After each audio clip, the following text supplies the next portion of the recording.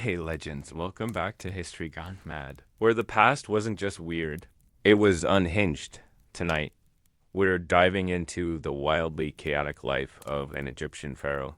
Imagine this: you're married to your own sister, you're personally in charge of making the sun rise, and every sip of wine might be your last. Yeah. Ancient therapy wasn't a thing before we get too cozy. Hit like and subscribe only if you're vibing with this kind of madness. Drop a comment with where you're watching from and what time it is. I love seeing how far this little time travel cult has spread. All right, lights down low. Maybe throw on a fan or let the sea hum in the background. Let's wind down with a story so bizarre. It has to be real. You wake up in a palace that spans acres, surrounded by servants who believe you're a living god, golden treasures fill every corner, and your word is absolute law over millions. This should be paradise, but you're 9 years old. And yesterday you watched your father die from a mysterious illness that made him vomit blood for weeks. Welcome to the nightmare of being Pharaoh Tutankhamun in 1332 BCE. The crown on your head weighs 14 pounds, your advisors whisper death, threats behind silk curtains, and you've just learned that your own sister wife might be planning to poison your morning bread. Being a god king isn't about power, it's about surviving long enough to see your next birthday, the divine burden. Begins the moment you're crowned. Ancient Egyptian pharaohs weren't just rulers. They were living incarnations of Horus, the falcon god. Trapped in human flesh, every morning, you must perform the sacred ritual of opening the mouth for the gods. Ensuring the sun rises and the Nile floods. Miss one ceremony, and your people believe the world will end. The weight of cosmic responsibility crushes your shoulders before breakfast. Your childhood dies the moment the crown touches your head. No friends, no privacy. No moment of genuine human connection, only the suffocating embrace of divine isolation. Marriage becomes a political chess game where your own family members are the pieces. Pharaohs typically married their sisters, daughters, or nieces to keep the bloodline pure. Tutankhamun married his half-sister Ankhesenmun when she was barely 13. These weren't love matches, they were genetic experiments designed to preserve divine blood, often resulting in stillborn children and hereditary diseases. You don't choose your spouse. The gods choose for you, and the gods apparently favor incest. The palace becomes your prison. Every meal is potentially your last. As court officials, priests, and even family members plot your assassination, food tasters die regularly, not from exotic poisons, but from simple toxins that ambitious nobles slip into your wine. You learn to eat like a paranoid animal, watching every face, trusting no one. The golden walls that should protect you become the very barriers that trap you in a world of constant fear. Your body isn't your own. It belongs to Egypt. Pharaohs underwent ritualistic scarification, wore heavy ceremonial headdresses that caused chronic neck pain, and painted their faces with toxic makeup containing lead and antimony. The famous blue and gold death mask wasn't just decorative. It was a preview of your inevitable fate. You're not living. You're slowly dying in public, and everyone is watching. But the worst part isn't the poison or the politics, it's the knowledge that your death has already been planned in exquisite detail. The curse of memory. You are Menkaure, and you have just discovered that your mummified consciousness retains perfect memory of every moment of suffering you experienced as Pharaoh. But you have lost the ability to remember any moments of joy or peace. The year is 2532 BC. And you have been dead for 3 months, yet you remain perfectly aware of your condition, trapped in your sarcophagus with a mind that has been chemically altered to experience eternal psychological torment. The preservation chemicals used in your mummification have selectively damaged the areas of your brain responsible for positive emotions while leaving intact the neural pathways associated with fear, pain, and despair. Your consciousness has been reduced to a concentrated essence of suffering. Aware of your confinement, but unable to find comfort in memories of love, achievement, or happiness, you remember every moment of political stress, every fear of assassination, every painful ritual, but you cannot recall the feeling of laughter, the warmth of sunlight, or the satisfaction of accomplishment. The priests designed this selective memory preservation as part of what they call divine purification. They believe that positive emotions are human weaknesses that must be eliminated before you can achieve godhood. Your suffering consciousness is supposedly being refined into a pure spiritual essence that will eventually transcend mortal concerns. But you are beginning to suspect that this is not preparation for apotheosis. It is simply torture. Disguised as religious transformation, your awareness is not limited to your own memories. The mummification process has somehow connected your consciousness to the experiences of every pharaoh who came before you. You can feel the suffering of Djoser, trapped in his step pyramid. For over 150 years, you experienced the rage of Kafir. Driven to madness by his confinement in the second pyramid at Giza, you share the despair of Sahir, who has been conscious in his tomb for decades, slowly going insane from the eternal silence. This collective consciousness of royal suffering creates a feedback loop of psychological torment. Each pharaoh's pain amplifies the others, creating a network of connected minds that share nothing but anguish. You are not just experiencing your own death, you are experiencing the accumulated suffering of dozens of rulers who have been trapped in the same state of conscious preservation. The afterlife you have entered is not individual but collective, a shared hell of royal consciousness that grows more painful with each new pharaoh who joins it. The most disturbing aspect is the way your perception of time has been altered. Moments feel like hours. Hours feel like years, and years feel like millennia. The 3 months you have been dead feel like several lifetimes of conscious suffering. The priests have somehow manipulated your neurological experience of time, stretching your awareness to make your torment feel infinite. You will experience every second of your confinement as if it were an eternity, but you will also remain aware of the actual passage of time. Creating a double layer of temporal torture, you try to focus on the religious promises that sustained you in life, the transformation into a god, the reunion with other divine beings, the eternal peace that was supposed to reward your earthly suffering. But these concepts no longer hold meaning for your altered consciousness. You can remember believing in these ideas, but you cannot access the emotional satisfaction they once provided. Your mind has been reduced to pure awareness of suffering without the capacity for hope, faith, or transcendence. But what you don't yet understand is that your torment is not random. It serves a specific function in the cosmic machinery of ancient Egyptian religion. The tomb as prison. You are Khufu. And you have just realized that the Great Pyramid, the most magnificent monument ever built, is not a pathway to eternal glory, but a sophisticated prison designed to trap your soul in conscious torment for all eternity. The year is 2589 BCE. And as you lie dying in your burial chamber, you finally understand that the afterlife you've been promised is actually a form of immortal imprisonment that will make your earthly suffering seem like paradise. The pyramid's internal structure is not designed for your comfort or convenience. It is an elaborate maze intended to confuse and disorient your spirit after death. The narrow passages, the sealed chambers, the false doors, and the dead-end corridors are all part of a system designed to prevent your soul from finding peace.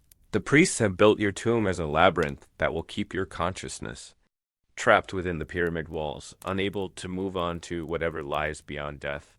But here's the horrifying truth about royal burial. The mummification process is designed to preserve not just your body, but your awareness. The chemicals used to preserve your organs contain compounds that maintain neurological activity even after death. Your brain, though partially removed, has been treated with substances that will keep your consciousness intact, but confined to your mummified body.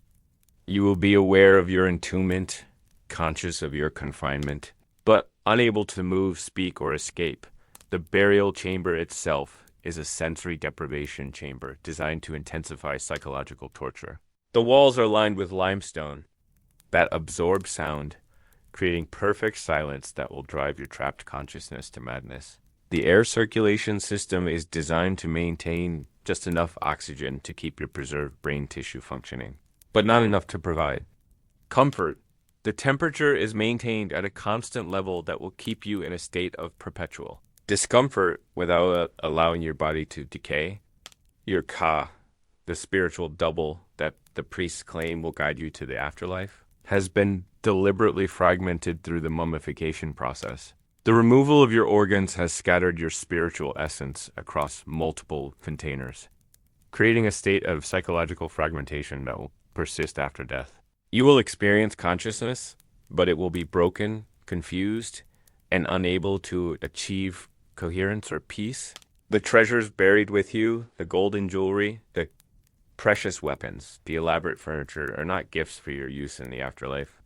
They are psychological anchors designed to keep your consciousness focused on material possessions, preventing your spirit from transcending earthly concerns. The priests have filled your tomb with objects that will trigger memories of your earthly life, keeping your mind trapped in the past rather than allowing you to move forward into whatever comes after death. The most disturbing aspect is the way your body has been positioned in the sarcophagus. You're lying on your back, arms crossed, in a pose that feels natural but is actually designed to create maximum psychological distress. Your mummified body is oriented to face the false door of the burial chamber, giving you an eternal view of an exit that can never be opened. You will spend eternity looking at freedom that you cannot achieve. The priests have told you that this elaborate burial is necessary for your transformation into a god, but you now realize that it is actually designed to prevent your apotheosis. You will remain conscious, aware, and suffering, but you will never achieve the divine transcendence that has been promised. But what you don't yet understand is that your conscious suffering serves a specific purpose in the cosmic order. The human sacrifice machine. You are Djoser, and you have just been informed that your upcoming funeral will require the ritual murder of 583 people, including your wife, your children, your servants, and your closest friends. The year is 2686 BC, and you have finally understood that being Pharaoh means becoming the center of a human sacrifice machine that will consume everyone you have ever loved to ensure your comfortable passage to the afterlife, the list of people who must die with. You have been meticulously prepared by the priests over the past decade. Your wife, Hetefernebdi, would be poisoned during the funeral ceremony and buried alive in your tomb to serve as your companion in the afterlife. Your children will be strangled with silk cords to preserve their beauty for eternal service. Your favorite servants will have their throats cut while you watch. Their blood used to consecrate the burial chamber. Your guards will be buried alive in the corridor leading to your tomb, positioned to protect you from grave robbers throughout eternity. But here's what makes this system truly horrifying. The people who will die for you are not just random victims. They are individuals who have been specifically groomed for sacrifice throughout their entire lives. Your wife was chosen as a child not just for her beauty or political connections, but for her willingness to die for you. Your servants were selected from families who have been bred for generations to produce perfect sacrificial victims. Your friends were cultivated specifically to provide you with companionship that would extend beyond death. The priests have developed elaborate techniques for preparing people for ritual murder. The victims undergo psychological conditioning that convinces them that dying for the pharaoh is the highest honor they can achieve. They are given drugs that induce religious ecstasy, making them eager to participate in their own deaths. They are trained to perform specific roles in the afterlife, memorizing scripts and behaviors that they will supposedly need to serve you properly in the world of the dead. The scale of the sacrifice is staggering. The construction of your pyramid alone will require the deaths of over 10,000 workers, not from accidents or exhaustion, but from ritual murders performed to consecrate each stage of construction. The workers are killed in elaborate ceremonies, and their bodies incorporated into the pyramid structure itself. Their blood mixed with the mortar, their bones ground into the stone blocks. The entire monument is built from human sacrifice, a massive tomb constructed from the bodies of people who died to serve your eternal needs. You realize that your entire life has been spent preparing for this moment of mass murder. Every relationship you have formed, every person you have grown to love, every individual who has served you faithfully, all of them have been condemned to death by the simple fact of your existence. The pharaoh's role is not just to rule Egypt, but to serve as the focal point for ritual. Murder on a scale that dwarfs any genocide in recorded history. The priests assure you that this is necessary for the cosmic order, that the deaths of these people will ensure the prosperity of Egypt and your own divine transformation. But you can see the fear in the eyes of your wife, the confusion in the faces of your children, the resignation of your servants who have finally understood what their lives have been leading toward. But what you don't yet understand is that the human sacrifice is only the beginning of your post-mortem torment. The God delusion. You are Ramesses III. And you have just spent the last 6 hours convinced that you are actually the sun god Ra, trapped in human form by a cosmic conspiracy. The year is 1186 BCE. And you have finally realized that the strange visions, the voices of gods, and the divine inspirations that guide your decisions are not mystical experiences. They are symptoms of a carefully induced psychosis that the priests have been cultivating in your mind for over a decade. The revelation comes during what was supposed to be a routine religious ceremony. As the priests pour the sacred oils over your body and begin the chanting that typically sends you into a trance-like state, you suddenly become aware of the drugs they have been administering. The incense contains hallucinogenic compounds extracted from blue lotus flowers. The oils are infused with psychoactive substances that absorb through your skin. The wine you drink during ceremonies is laced with compounds that induce religious visions and auditory hallucinations. But the chemical manipulation is only part of the process. The priests have been using sophisticated psychological techniques to fragment your sense of reality and replace it with a carefully constructed delusion of divinity. Every day you're exposed to sensory experiences designed to reinforce the belief that you are a god. Servants prostrate themselves before you in choreographed displays of worship. Mirrors are positioned throughout the palace to reflect your image in ways that make you appear larger and more luminous than normal humans. Even the lighting is manipulated to create the illusion that you naturally glow with divine radiance. The most disturbing aspect is the way your own memories have been altered. The priests have been systematically rewriting your personal history, convincing you that events from your childhood were actually divine revelations. They use hypnotic techniques during religious ceremonies to implant false memories of conversations with gods, miraculous occurrences, and supernatural abilities. Your entire sense of identity has been constructed from artificial experiences that feel completely real to you. You have been living in a state of controlled schizophrenia, hearing voices that seem to come from the gods but are actually the result of auditory hallucinations induced by the drugs and psychological manipulation.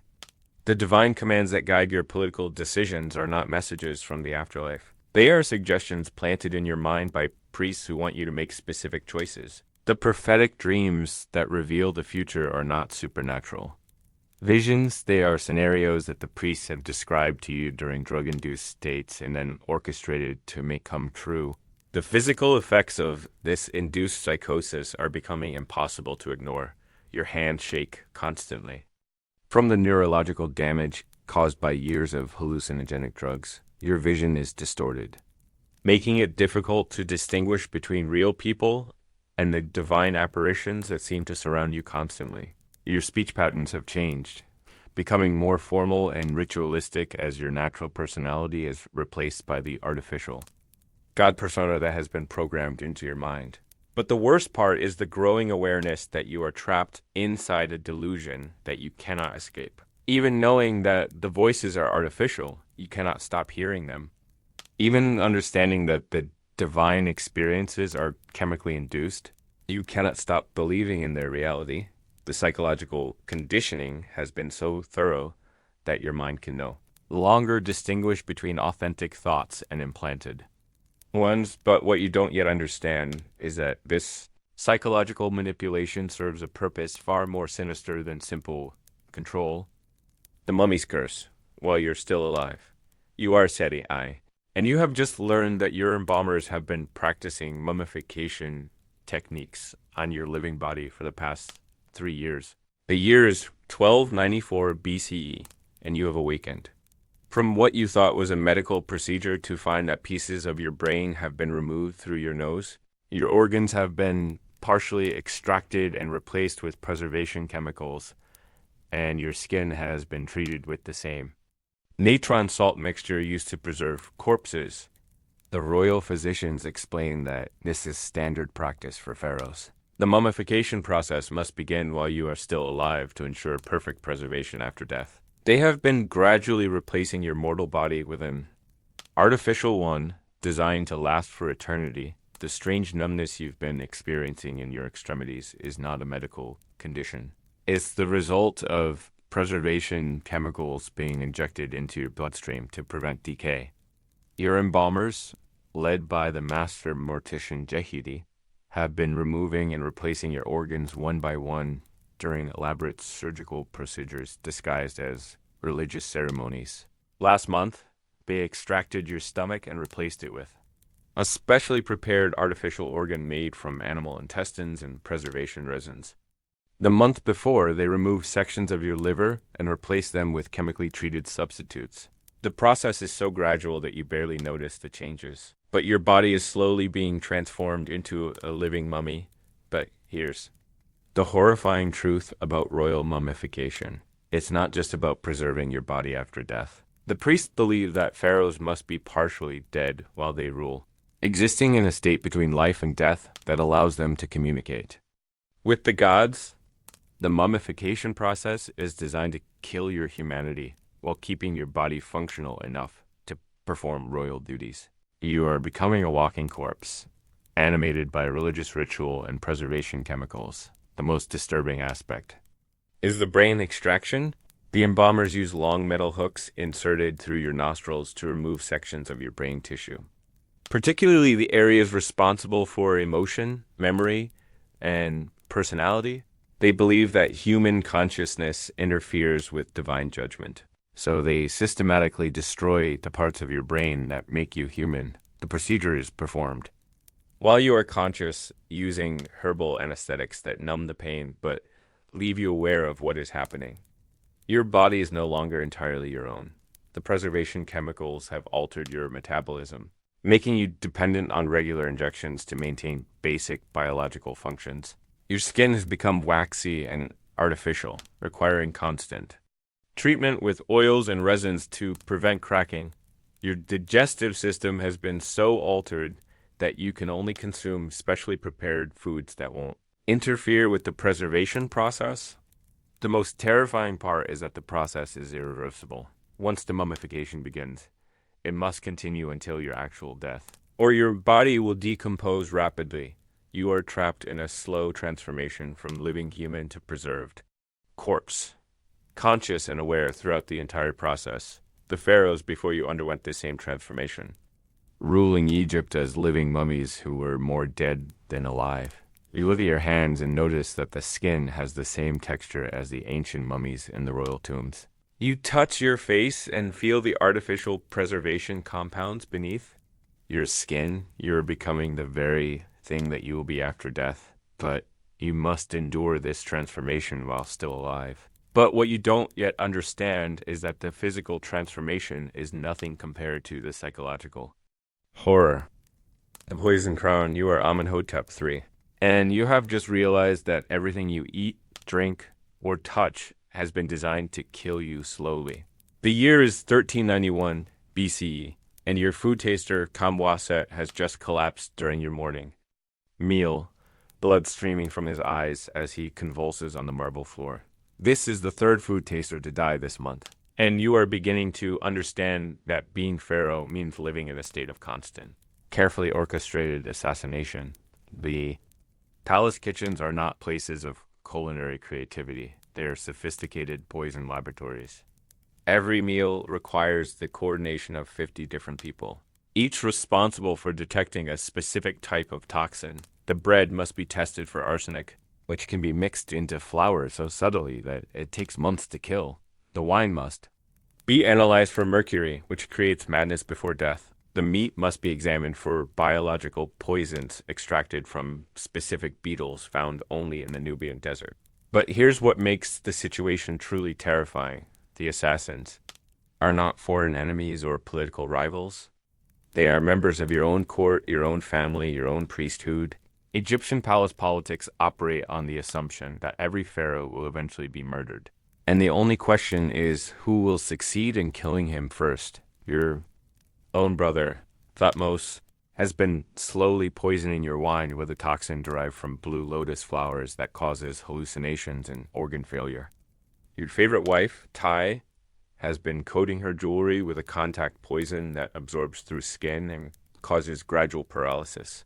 The priests have developed the most sophisticated assassination techniques, using their knowledge of medicine and chemistry to create poisons that mimic natural diseases.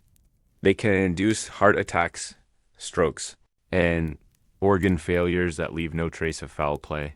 The official cause of death for the last 6 pharaohs was recorded as divine calling, but the royal embalmers have privately documented evidence of systematic poisoning in every case. Your personal physician, Kenna, has just informed you that your own body shows signs of chronic poisoning, the strange fatigue you've been experiencing.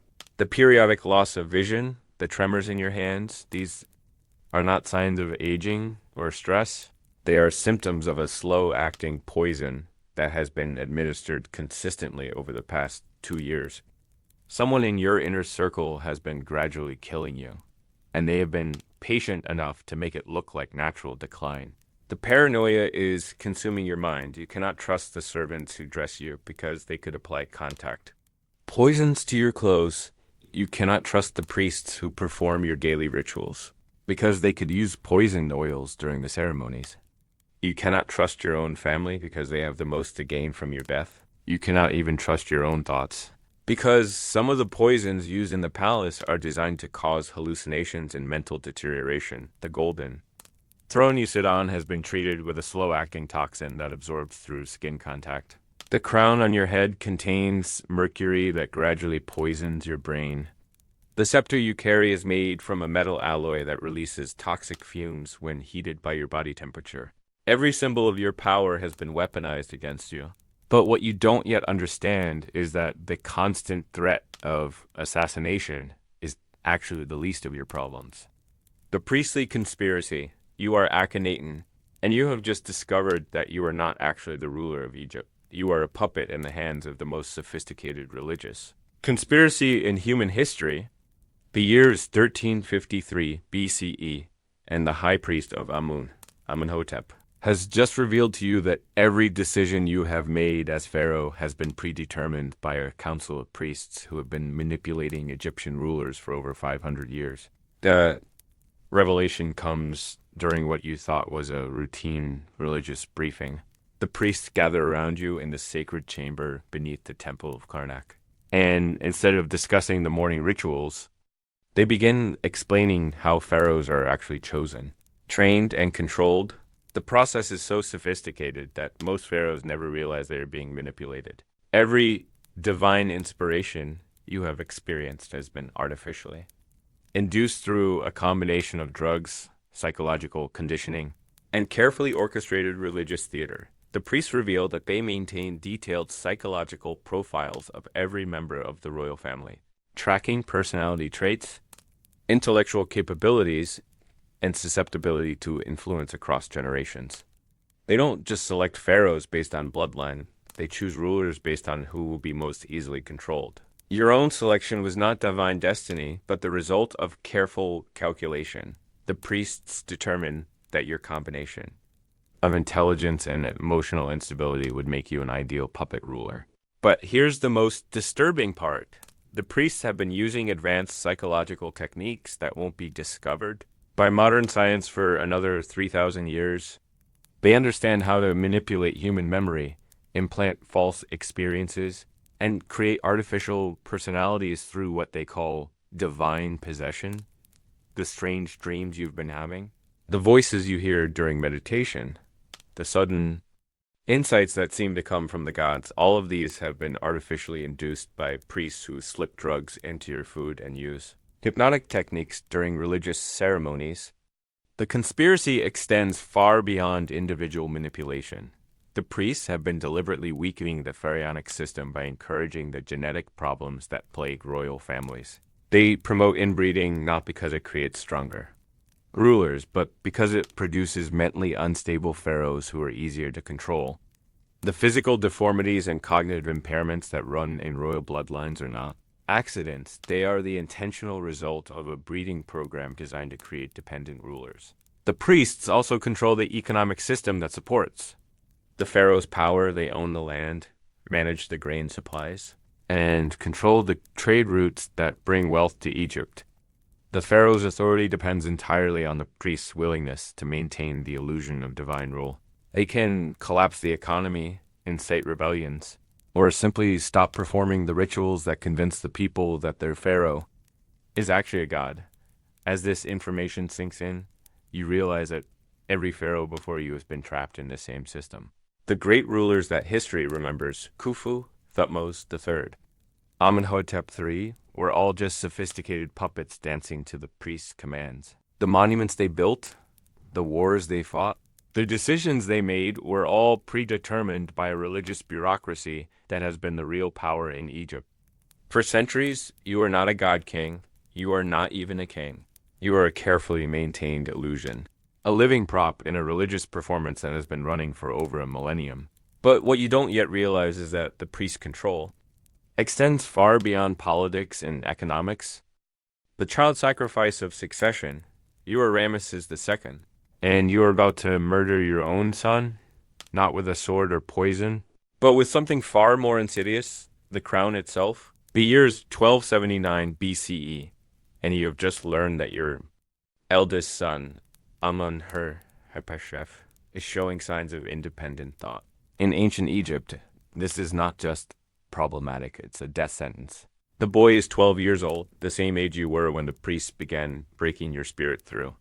What they called divine preparation. You remember your own father explaining to you that royal children must be destroyed and rebuilt as gods, a process that involves systematically eliminating every trace of human personality. Curiosity and free will, today, you must watch as they begin this process with your son. The ritual chamber beneath the palace has been prepared with instruments that look like medical tools but serve a darker purpose. Your son will be subjected to what the priests call consciousness purification, a series of psychological techniques designed to fragment his sense of self and replace it with an artificial god personality. The process begins with sensory deprivation. He will be placed in a stone chamber with no light, no sound, and no human contact for 7 days. The priests believe that human consciousness must be completely dissolved before divine consciousness can be implanted. But here's the horrifying truth about royal succession in ancient Egypt. It wasn't just about preparing heirs to rule. It was about creating empty vessels that the priestly class could control completely. Your son will emerge from this process as a perfectly obedient future pharaoh, but he will no longer be your child, the boy who loves to chase cats through the palace corridors and asks endless questions about why the stars move across the sky will be gone forever, replaced by a hollow-eyed creature who speaks only in religious formulas and shows no emotion except during ritual performances. You have watched this transformation happen to your other children.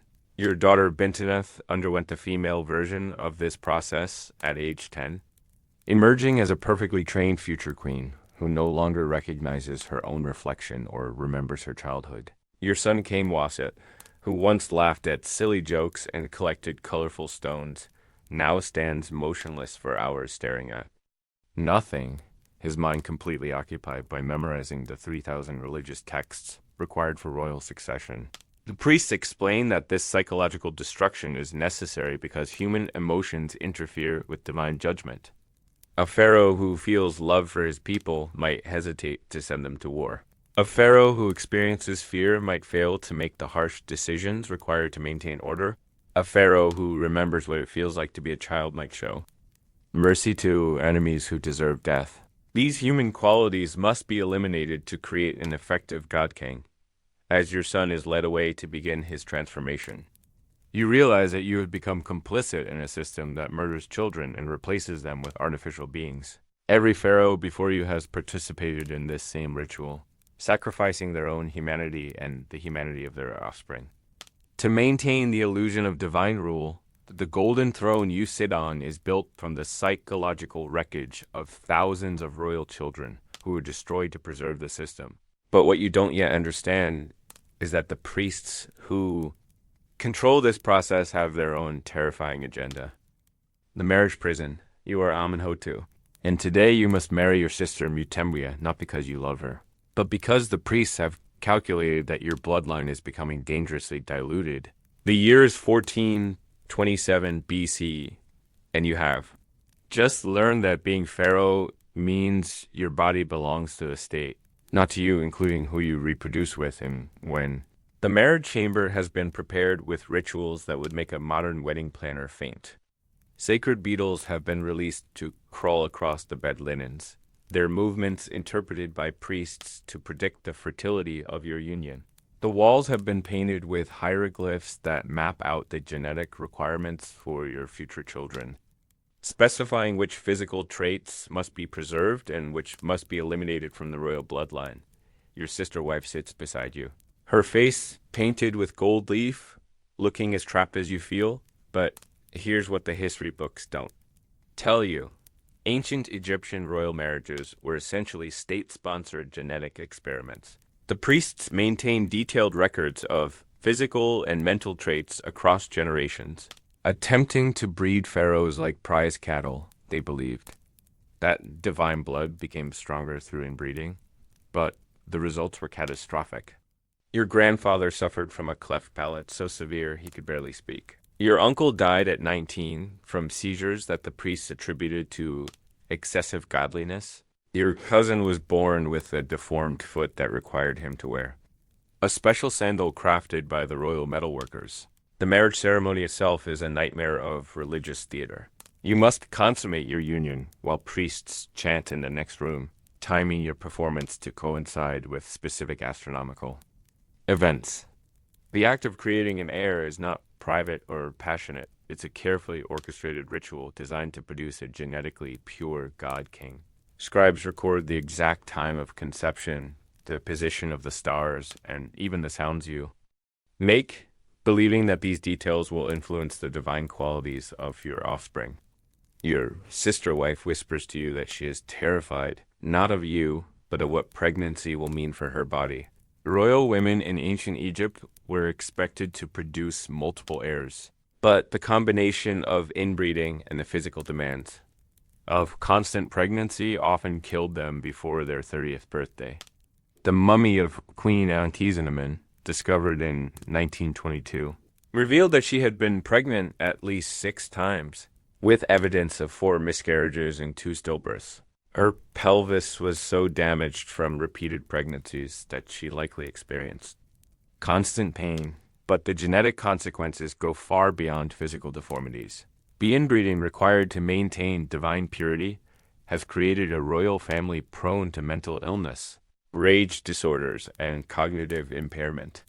You have already begun experiencing the strange dreams and violent mood swings that plagued your father. Sometimes you wake up convinced that you are actually the god Ra, trapped in human form. Other times you cannot remember your own name or recognize your closest advisors.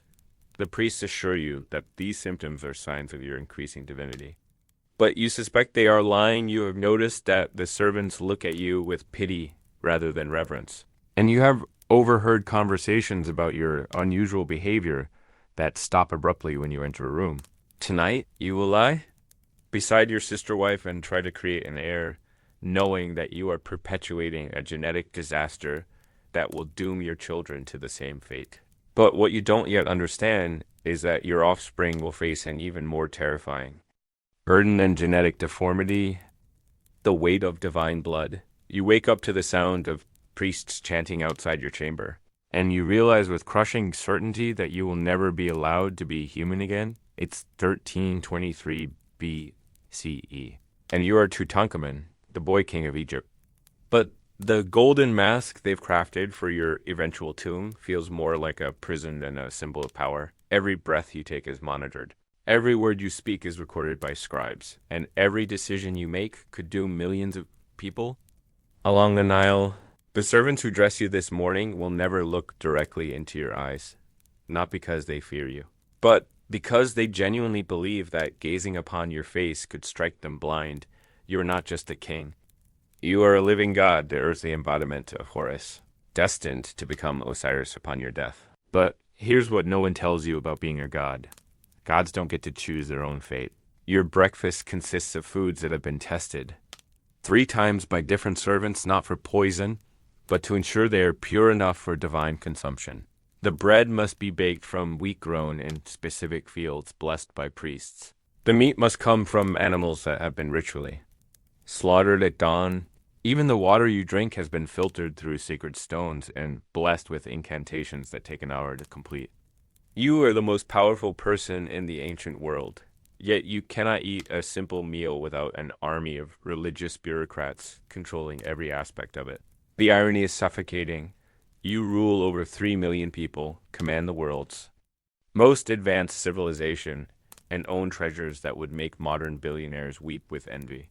Yet you have less personal freedom than the lowest farmer in your kingdom. That farmer can choose his wife, decide what to eat for dinner, and walk outside without ceremony.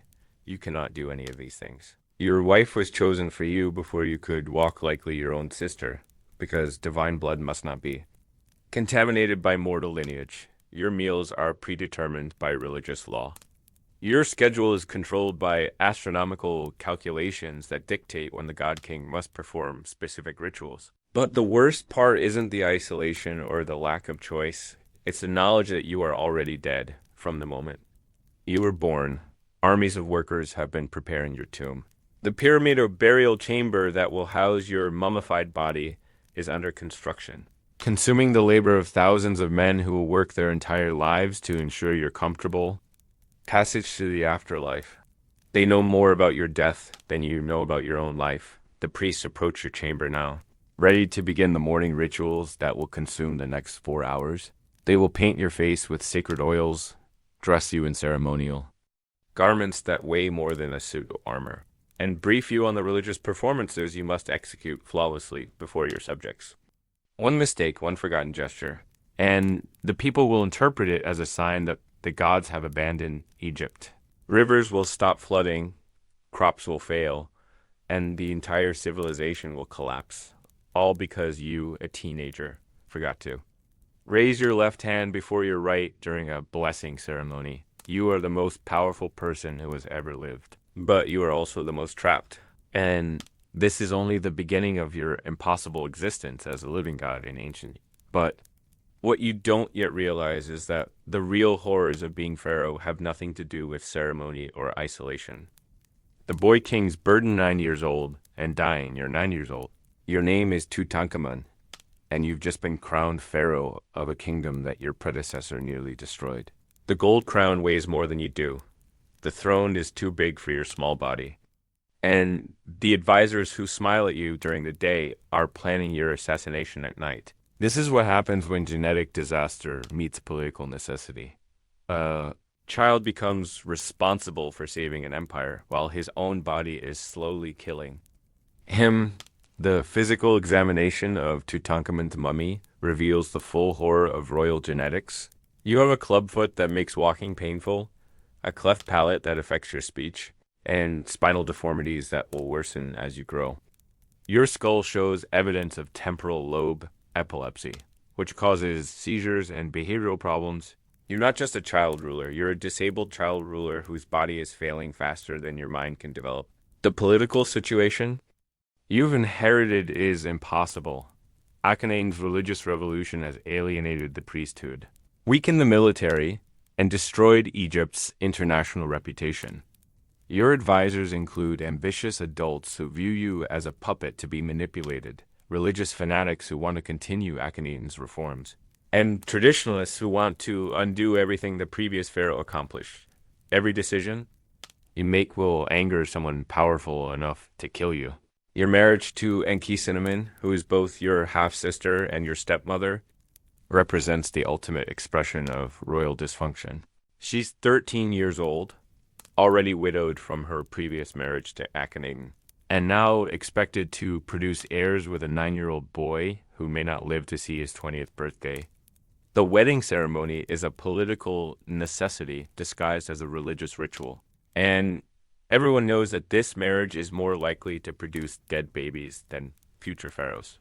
The daily routine of being pharaoh is physically and emotionally exhausting for a child. You must perform complex religious ceremonies that require standing for hours, make judicial decisions about life and death, and participate in diplomatic meetings with foreign ambassadors who are old enough to be your grandfather.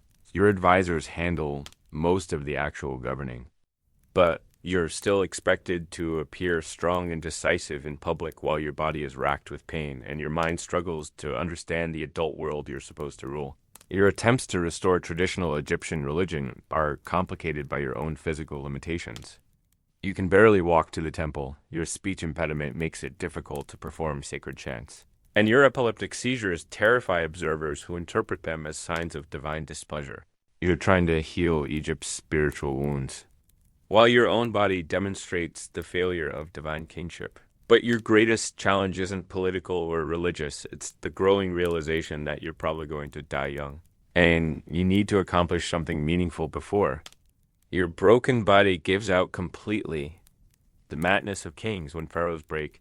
You're watching your brother king Akhenaten paint his face with gold dust and declare himself the only god Egypt needs.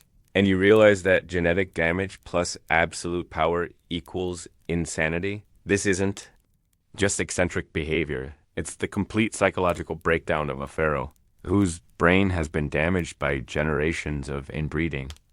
The year is 1350 BC, and you're witnessing the transformation of Egypt's ruler into a religious fanatic who will destroy everything your ancestors built. The neurological evidence is extensive. Brain scans of pharaoh mummies show patterns of damage consistent with genetic disorders affecting cognitive function. Akhenaten's skull shows abnormal bone growth that would have caused chronic headaches and possibly hallucinations. His artistic representations become increasingly bizarre during his reign, suggesting progressive mental deterioration. You're not just dealing with a bad ruler, you're dealing with a man whose brain is physically malfunctioning. Akhenaten's religious revolution isn't spiritual enlightenment. It's the delusion of a damaged mind. He abandons the traditional Egyptian pantheon in favor of Aten, the sun disk, and declares himself the sole intermediary between humanity and the divine. He moves the capital from Thebes to a new city called Ekateden, forcing the entire government to relocate to a desert wasteland. He orders the destruction of traditional temples and the persecution of priests who've served Egyptian gods for centuries. The political consequences are catastrophic. Egypt's allies and vassals interpret Akhenaten's religious changes as signs of weakness and instability. The Hittites expand their territory into Egyptian spheres of influence, while local governors begin operating independently of central authority. Your military commanders report that soldiers are deserting rather than serve a pharaoh who's declared war on the gods they've worshipped their entire lives. The economic impact is equally devastating.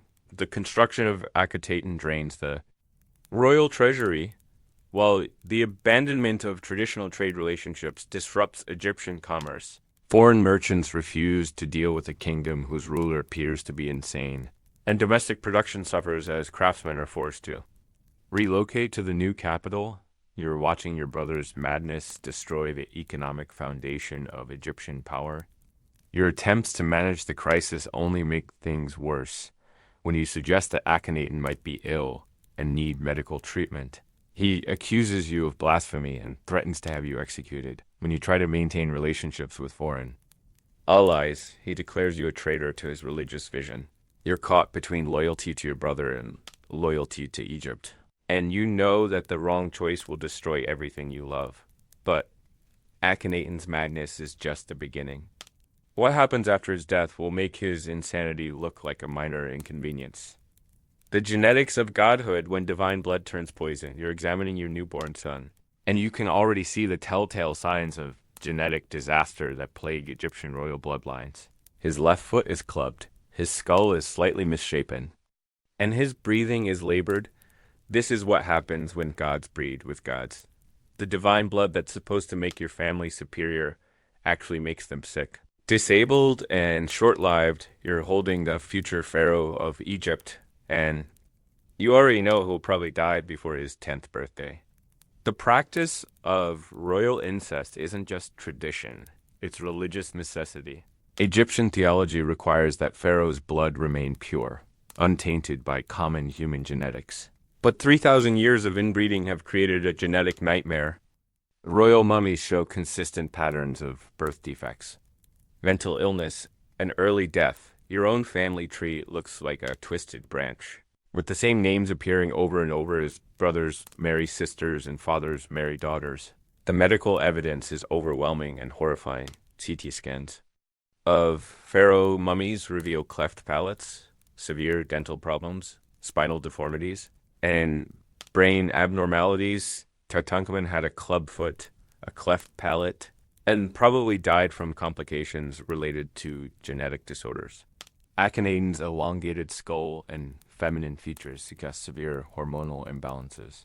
Your own children show similar symptoms, and you know that each generation will be weaker than the last. Your physicians can't explain the genetic problems because they don't understand genetics.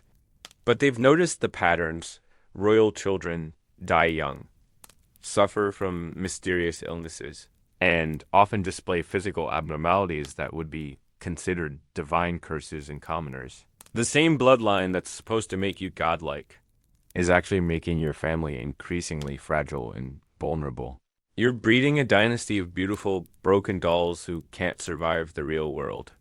The psychological impact on royal children is devastating. They grow up knowing that their bodies are failing, that their bloodline is cursed, and that their future children will probably suffer the same fate. Your surviving children watch there. Siblings die from genetic diseases, and they understand that their own deaths are probably predetermined by their DNA. The divine blood that should make them confident and powerful instead makes them fatalistic and depressed. But the genetic disasters aren't just medical problems, they're political catastrophes that threaten the stability of your entire kingdom. The education of doubt teaching your children to hate Yao. You're trying to explain to your 7-year-old daughter why her older brother died. And you can't make the traditional answers sound convincing anymore. You used to tell your children that Pharaoh was beloved by the gods, that Egypt was the greatest civilization on earth, that their royal blood made them superior to all other humans. But now your daughter asks why the Hebrew gods seem stronger than Egyptian gods.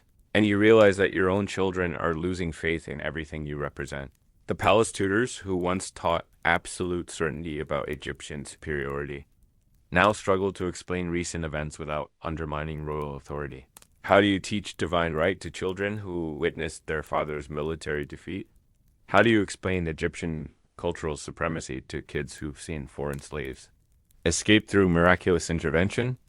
The curriculum that once reinforced royal identity now creates cognitive dissonance that your children can't resolve. Your daughter's questions become increasingly sophisticated and disturbing. She asks why the Hebrew god cares about slaves when Egyptian gods only seem to care about pharaohs.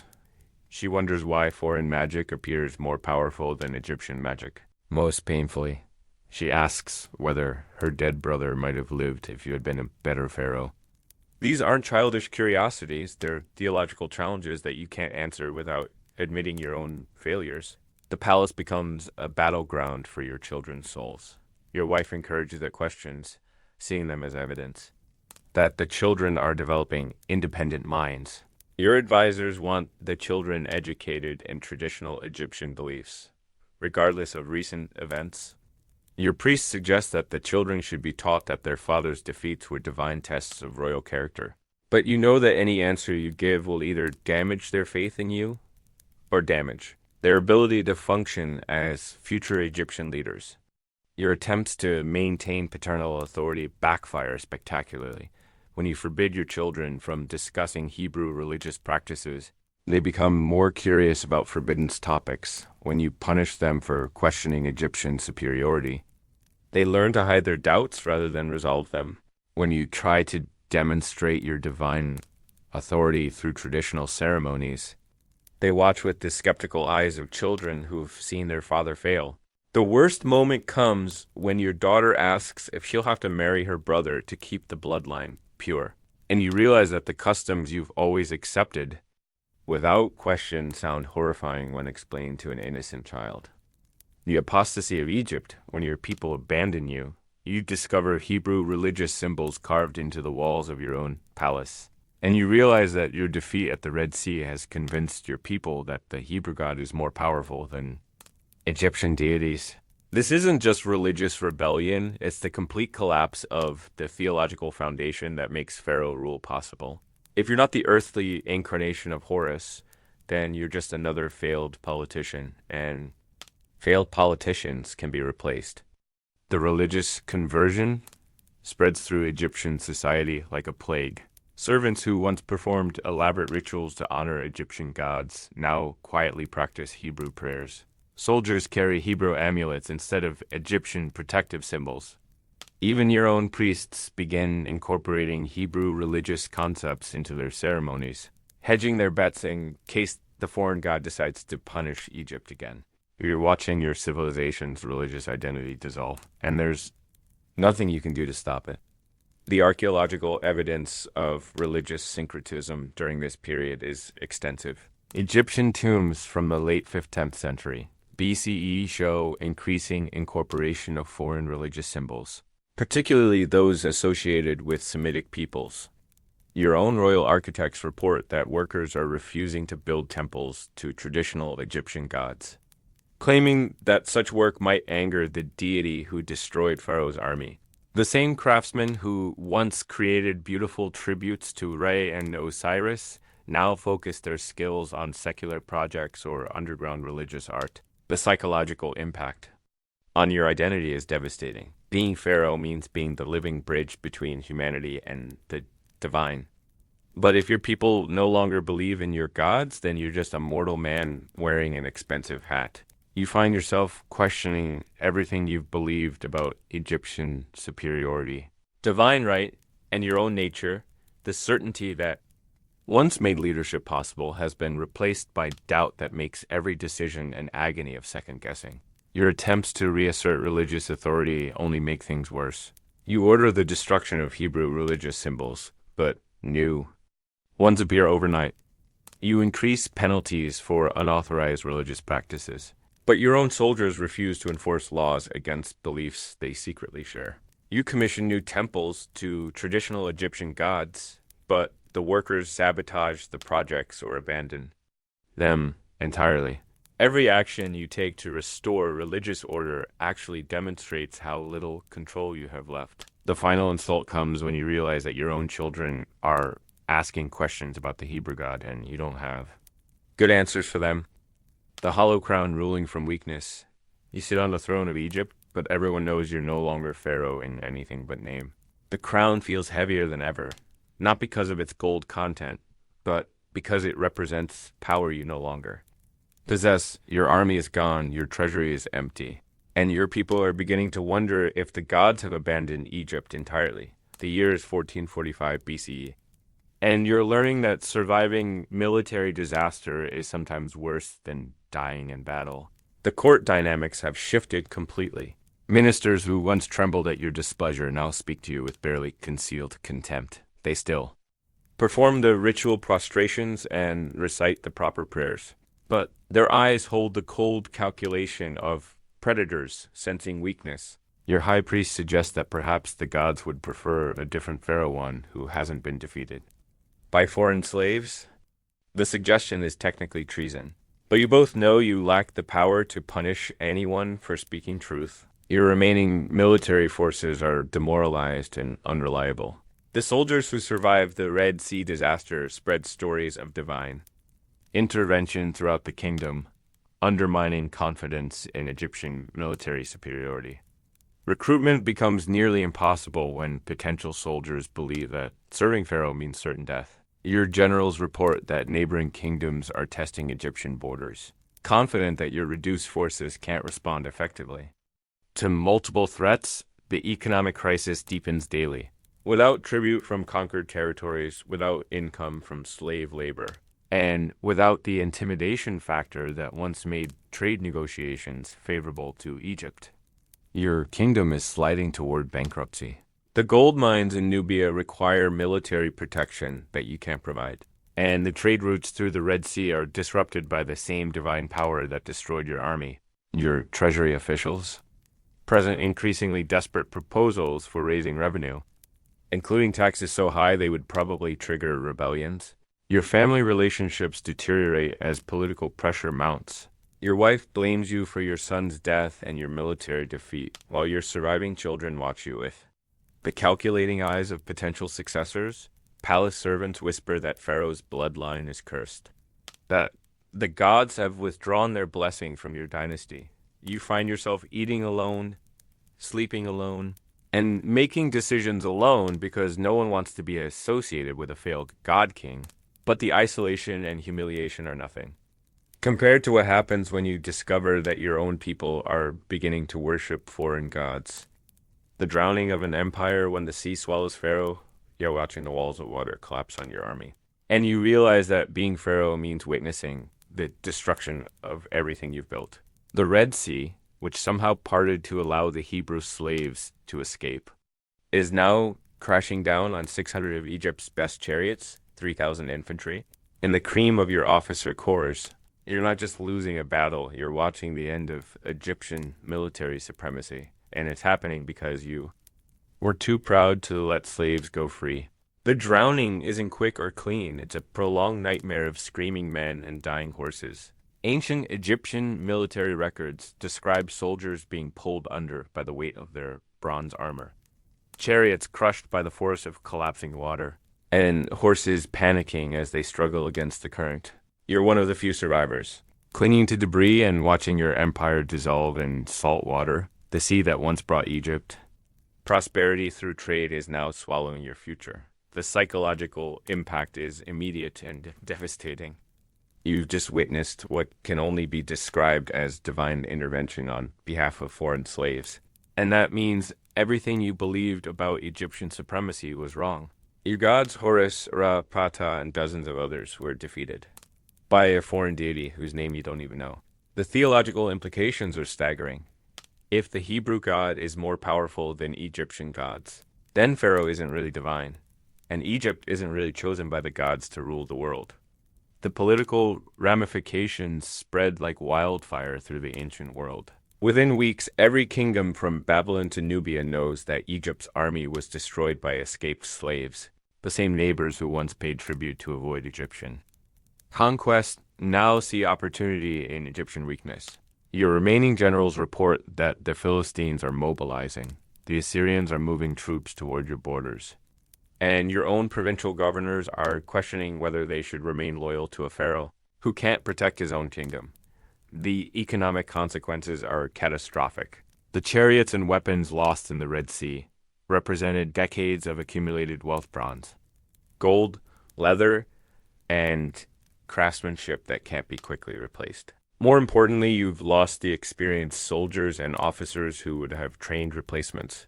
Egyptian military power was built on generations of tactical knowledge and battlefield experience, and all of that expertise is now at the bottom of the sea.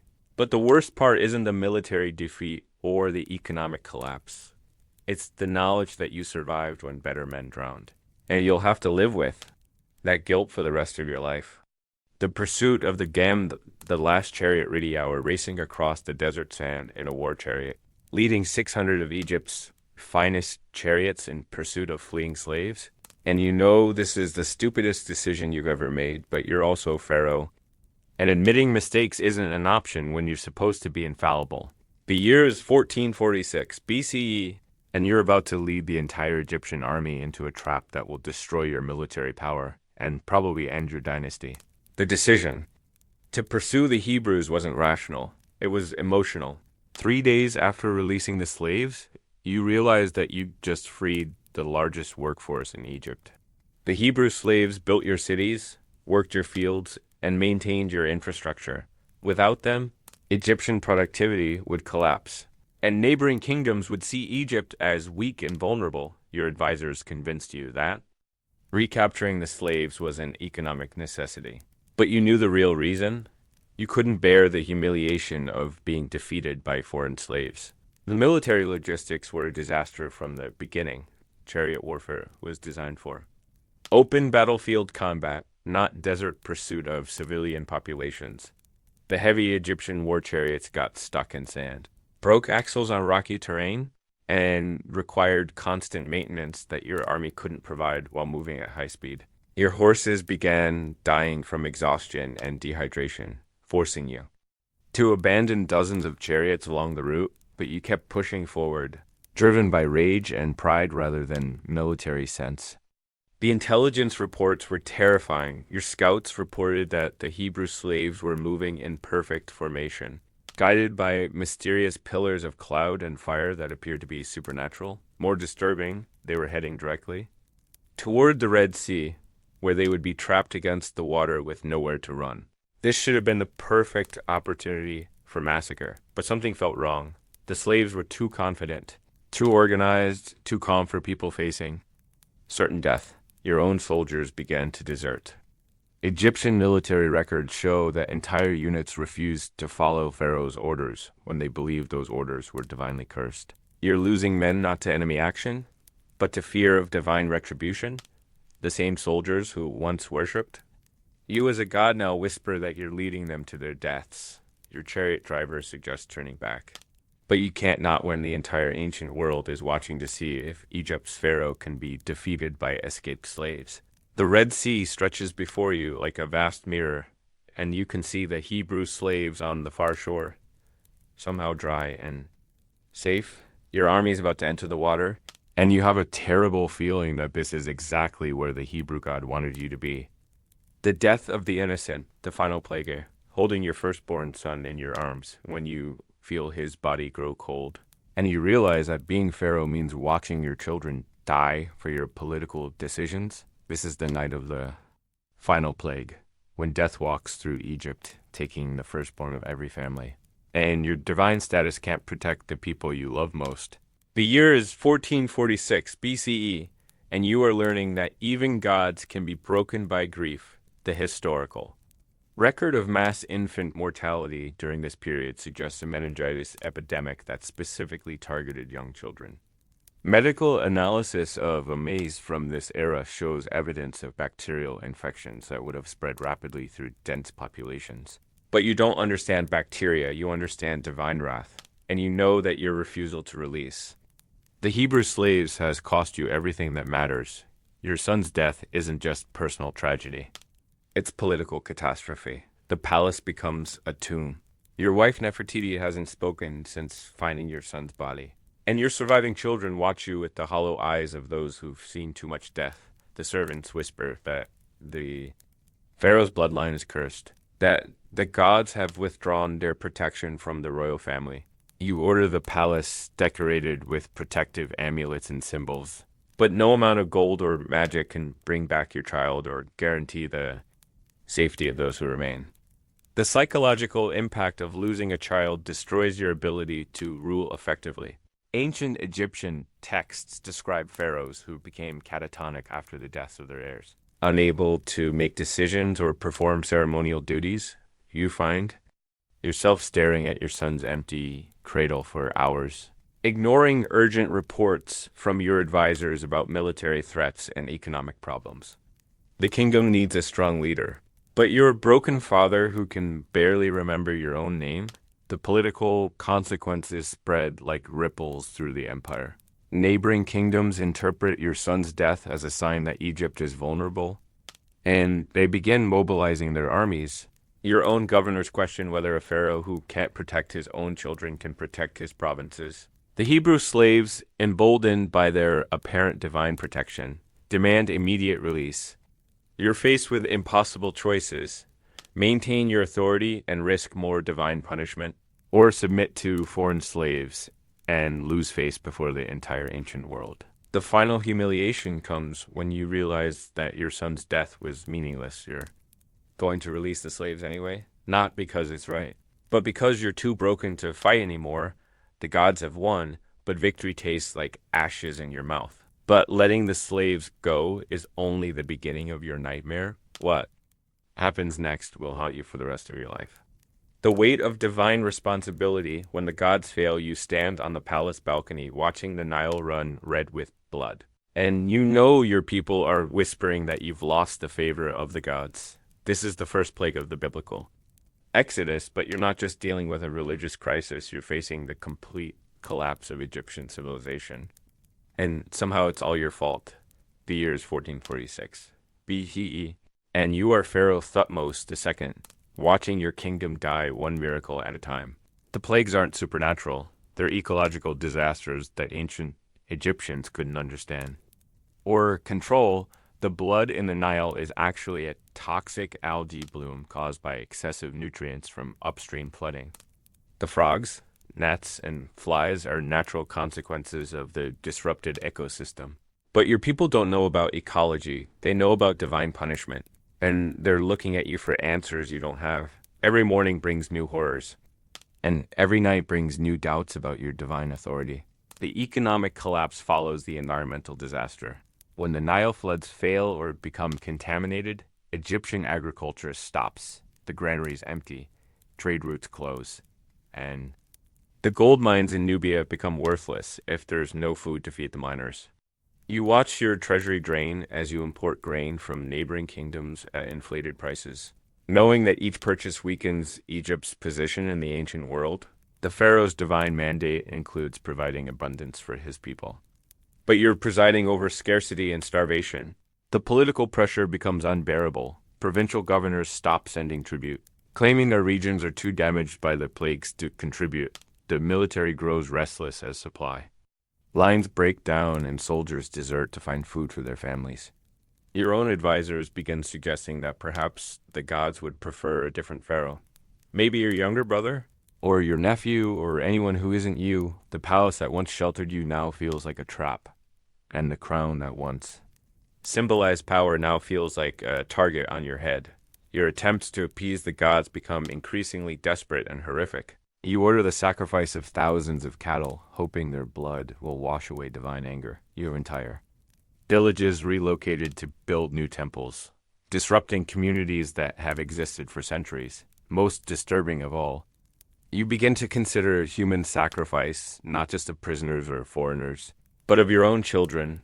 The pharaoh's ultimate responsibility is to maintain cosmic order. And if that requires destroying everything you love, then the gods demand it. But the gods aren't finished with you yet. The worst plague is still coming. And this time, it will take someone you can't bear to lose. The madness of absolute power. When gods break, you're 15 years old when you order your first execution. And the man screaming for mercy is your childhood friend. This is the moment you realize that being pharaoh means slowly losing your humanity, one death decree at a time. The ancient Egyptian concept of cosmic balance requires that you maintain order through violence. Even when that violence destroys your soul, you sign papyrus scrolls that send thousands to their deaths. And each signature chips away at whatever innocence you had left. The isolation drives you insane, Pharaoh Akhenaten, who ruled from 1353 to 1336 BCE, became so detached from reality that he moved the entire capital city to a desert wasteland and declared himself the sole intermediary between humanity and the sun god Aten. His wife Nefertiti and daughters were found mummified with signs of malnutrition, suggesting that his religious obsession led to the starvation of his own family. You understand this madness intimately when no one can tell you no, when every thought becomes divine command, when every whim becomes law. Your mind fractures under the weight of unlimited power. The pharmaceutical dependency begins early. Royal physicians prescribed opium, alcohol, and hallucinogenic plants to help pharaohs cope with stress, but these substances only accelerated their mental deterioration. Chemical analysis of pharaoh mummies reveals consistent patterns of drug abuse, particularly opium addiction. You find yourself drinking wine mixed with poppy extract to sleep, knowing that each dose makes you more paranoid and unpredictable. The same drugs that numb your fear also fuel your rage. leading to increasingly erratic decisions that threaten the stability of your kingdom. Your perception of reality becomes warped by constant flattery and fear. Everyone tells you what you want to hear, not what you need to know. When famine strikes Egypt, your advisors report that the gods are testing your divine wisdom. When plagues kill thousands, they blame foreign enemies or domestic traitors. You lose the ability to distinguish between genuine threats and manufactured crises, between loyal servants and ambitious conspirators. The world becomes a hall of mirrors where every reflection shows a different version of truth. The physical toll of leadership accelerates your mental decline. Pharaoh suffered from chronic stress-related illnesses, including stomach ulcers, heart problems, and autoimmune disorders. The mummy of Ramesses II shows evidence of severe arthritis and dental disease that would have caused constant pain. You rule an empire while your body systematically fails, making every decision through a haze of physical agony and mental exhaustion. But the worst aspect of Pharaoh madness isn't the paranoia or the pain. It's the gradual realization that your people are beginning to hate you, and they might be right to do so. The art of royal assassination. You discover that your own funeral preparations began the day you were crowned. While you're still a child playing with golden toys, master craftsmen are already carving your sarcophagus, painting your tomb walls, and mummifying practice bodies to perfect the techniques they'll use on your corpse. This isn't morbid tradition, it's practical planning because pharaohs rarely die of old age, they die of betrayal. And everyone knows it. Court records from the reigns of Ramesses III and Amenhotep III reveal assassination plots involving queens, viziers, and even the pharaoh's own sons. The harem conspiracy of 1155 BCE shows how Queen Tai orchestrated her husband's murder using a combination of poison, black magic, and palace guards. She planned to place her son Pentawere on the throne, but the plot was discovered. The punishment? Pentawere was forced to commit suicide, and 38 conspirators were executed. You realize that your own mother might be planning your death right now, smiling at breakfast while calculating how to remove you from power, the most effective. Assassination method wasn't poison, it was medical malpractice. Royal physicians often worked as assassins, using their intimate knowledge of the pharaoh's body to kill slowly and quietly. They would recommend healing treatments that actually introduced infections, or perform surgeries that deliberately caused fatal complications. Pharaoh Seqenenre was found with 5 separate head wounds, clearly the result of multiple attackers with different weapons.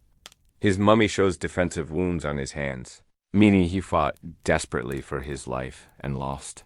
Your food becomes a daily game of Russian roulette. Royal kitchens employed dozens of cooks, servers, and tasters, but any one of them could be bought or threatened.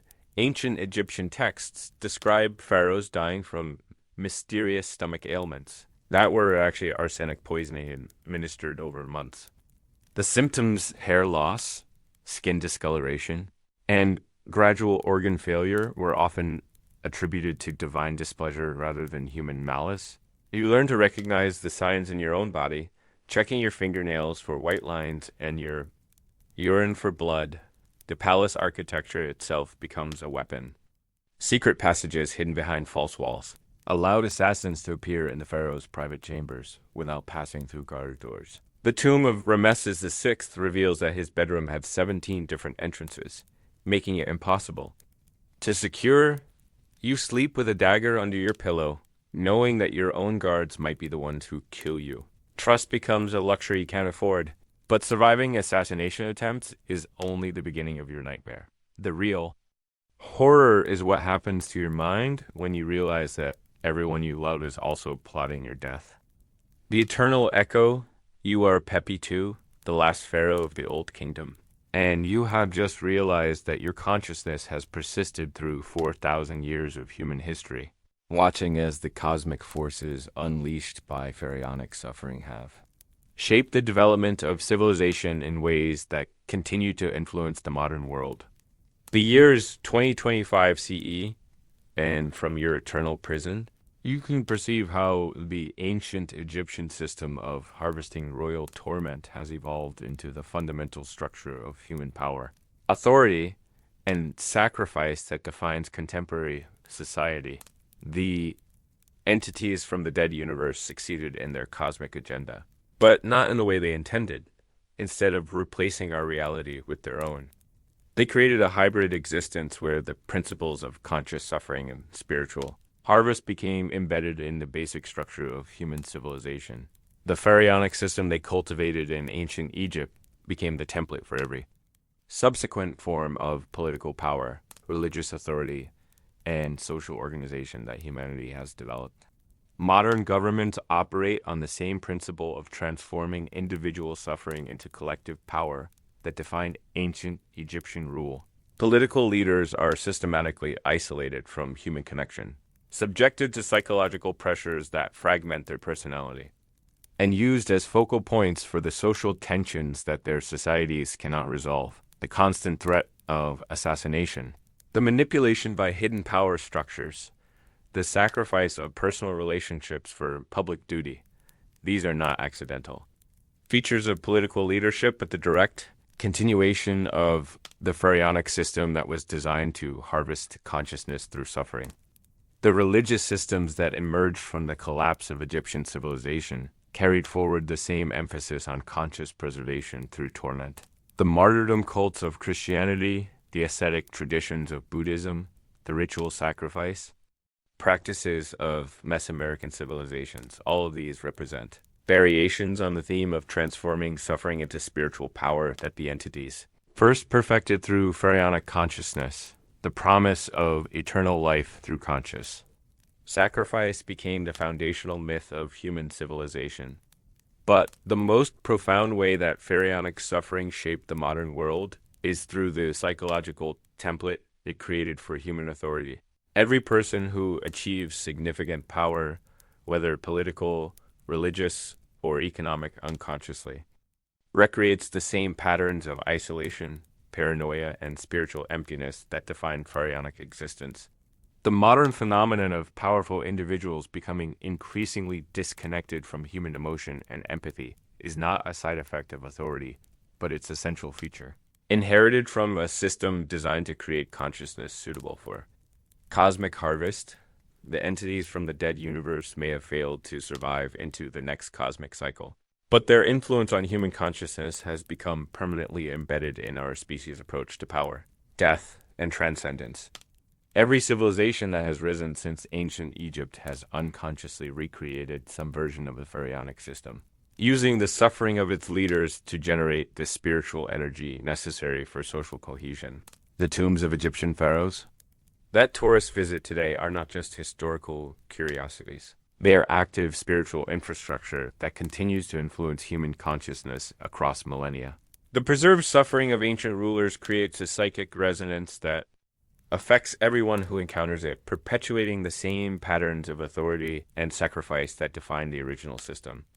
You finally understand that your eternal torment was not meaningless suffering, but the foundation of a form of consciousness that has become integral to human civilization. Every leader who has ever sacrificed their humanity for power, every individual who has chosen duty over personal happiness, every person who has accepted isolation as the price of authority, all of them are unconsciously participating in the same cosmic system that began with your entombment 4,000 years ago.